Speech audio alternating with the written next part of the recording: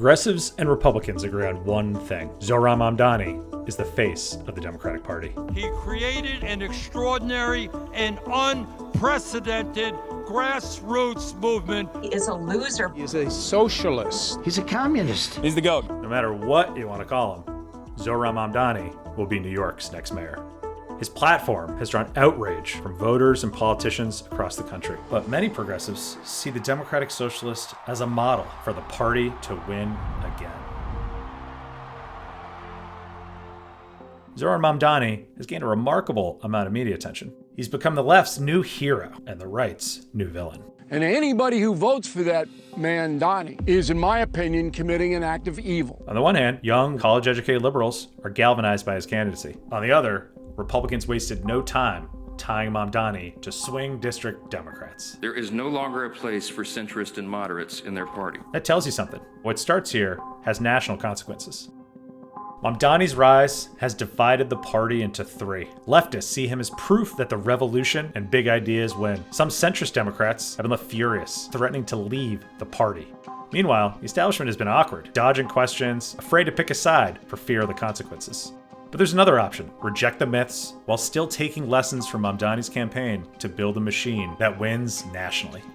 For all the emotion, Mamdani's success rests on three replicable lessons: prioritize, position, and build community.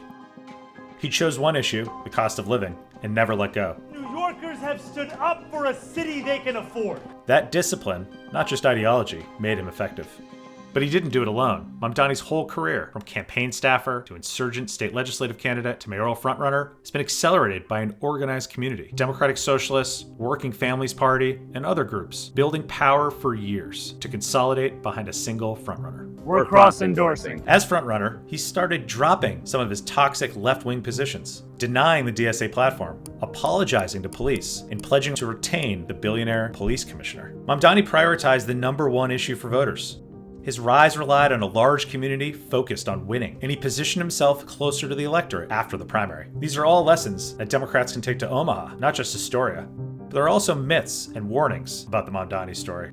New York's electorate isn't America's. 71% of U.S. voters identify as moderate or conservative, including majorities of swing voters, non-voters, working-class voters, and minority voters. Only a quarter call themselves liberal, a fraction of the New York City primary's 60% share. In national polls, socialist remains the least electable label in politics. Among independents, 52% say having a socialist mayor would be a bad thing. Most call it very bad, and that's in New York.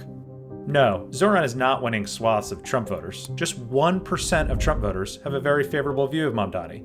Even still, Republicans and progressives both want Mamdani to be the face of the Democratic Party. But to win nationally, we must reject the myth and apply the lessons. In 2018, Republicans tied swing district Democrats to the DSA and won seats that we should own. 7 years later, Omaha's congressional seat is still red, even though Biden and Harris carried it easily. That's the danger of letting the far left define the party's brand.